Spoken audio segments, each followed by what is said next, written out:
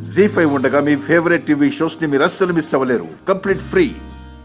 నా అన్న కూతురు అని ఊరంతా డప్పు కొట్టుకొని తిరగటం కాదు. మా నాన్న షర్టు పట్టుకొని అరవటం కాదు. నీకు దమ్ముంటే, నీకు చేతనైతే నీ అన్న కూతురికి కానుకలిచ్చి పంపించు.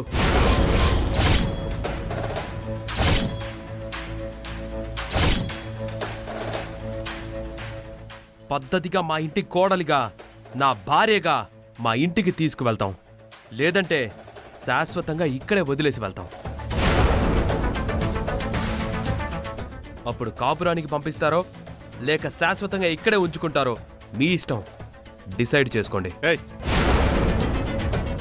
తనకు కానుకలు ఇవ్వాల్సిన అవసరం మాకేంటి? మీరు అడగాల్సింది, తీసుకోవాల్సింది తన దగ్గర మాత్రమే. శభాష్! మా అన్న కూతుర్ని ఏమైనా అంటే ప్రాణం తీస్తానని వార్నింగులు ఇస్తాడు, కానీ కానుకలు మాత్రం ఇవ్వడంట. ఇక్కడే అర్థమవుతుంది వీళ్ళ బాగోతం. ఏమండి ఏమండి, ఆగండి ఆగండి. అన్నయ్య, కానుకలు ఇవ్వలేదని మన లతని అవమానిస్తున్నారన్నయ్య. అవును బాబాయ్, ఆయన వాళ్ళు అందరూ ఉండి ఎవరూ లేని అనామకురాల్లాగా ఎన్నో అవమానాలు పడుతుంది బాబాయ్ మన లత.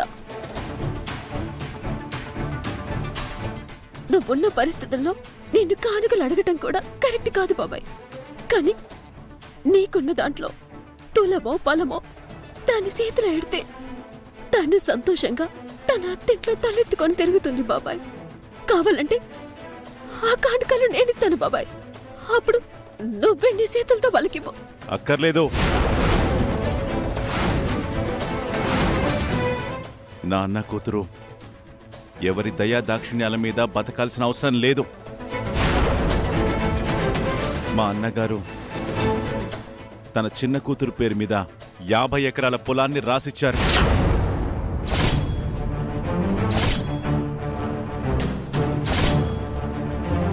ప్రస్తుతం దీని విలువ 100 కోట్లకు పైనే.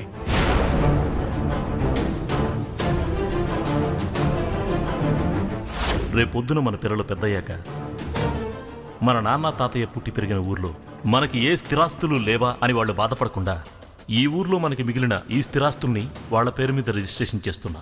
రేపొద్దున వాళ్ళిద్దరూ మేజర్స్ అయ్యాక ఈ ఆస్తి మొత్తం వాళ్ళకి దక్కేలా వీరునామా రాస్తున్నాను. ఇప్పుడు ఆ 50 ఎకరాల పొలాన్ని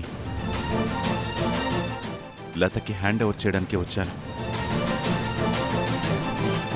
అమ్మా లత, మీ నాన్నగారు మీకు అన్యాయం చేయలేదమ్మా. మీ అక్కయ్య పేరు మీద 50 ఎకరాలు, నీ పేరు మీద 50 ఎకరాలు రాశారమ్మా. ఈ రోజు నుంచి ఈ 50 ఎకరాలకి నువ్వే యజమానురాలివి. ఈ 100 కోట్ల ఆస్తికి నువ్వే అధిపతురాలివి. తీసుకోమ్మా. నాకే ఆస్తులు వద్దు బాబాయ్. నువ్వు నన్ను కూతురిగా అంగీకరిస్తున్నావు, నాకంతే చాలు.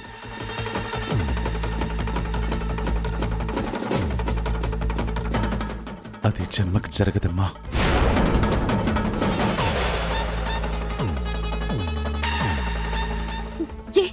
ఎందుకు జరగదు బాబాయ్?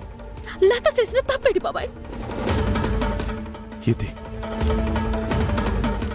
ఈ తాళి తన మెడలో ఉండడమే తను చేసిన తప్పు.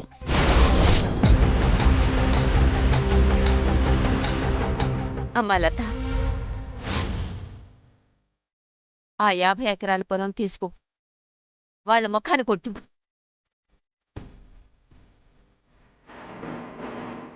వాళ్ళడిగిన కానుకల కంటే 1 కోటి రెట్లు ఎక్కువగానే ఈ శంకర్ నారాయణ కూతురు పడేస్తుందని చెప్పు.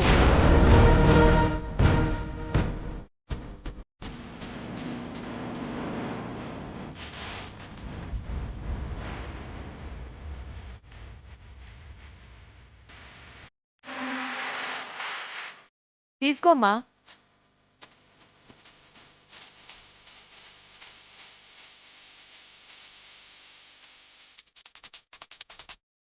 మీరు కేవలం కానుకలు మాత్రమే అడిగారు. కానీ నా పుట్టింటి వాళ్ళు 100 కోట్లు మీకు బహుమతిగా తెచ్చారు. ఇప్పటికైనా మీ పగలు చల్లారుతాయా? మీ మనసులు చల్లబడతాయా? చూశారు కదా మావయ్య, మీరు కానుకలు మాత్రమే అడిగారు, కానీ మా బాబాయ్ 100 కోట్లకు పైగానే ఇచ్చారు. ఇవి తీసుకునైనా లతని కాపురానికి తీసుకెళ్ళండి మావయ్య. వాణ్ణి బ్రతిమలాడేదేంటి? కాపురానికి తీసుకెళ్ళకపోతే కాళ్ళు విరగ్గొడతాను. ఏ స్థానంలో నిలబడి ఆ మాట మాట్లాడుతున్నారు వీరనారాయణ గారు? బాబాయ్ స్థానంలోనా? అయితే నువ్వొచ్చి నా కాళ్ళు పట్టుకుని క్షమాపణ అడుగు.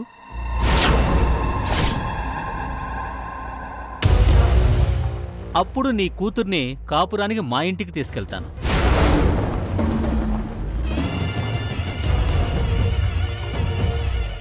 రేయ్! ఏ అరవకో, మేము అరవగలం. అయ్యో వీరనారాయణ గారు, పరిస్థితి మీకు పూర్తిగా అర్థమైంది అనుకుంటున్నాను.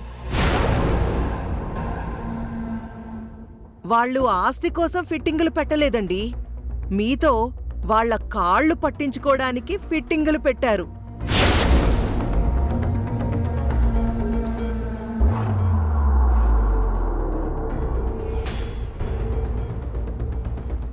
మీ అన్న కూతురు సంతోషంగా కాపురానికి వెళ్లాలంటే మీరు వీళ్ల కాళ్ళు పట్టుకోక తప్పదు.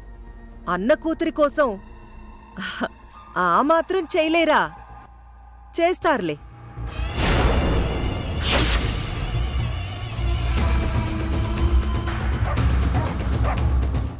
నానా, నువ్వు కూర్చో నాన్నా.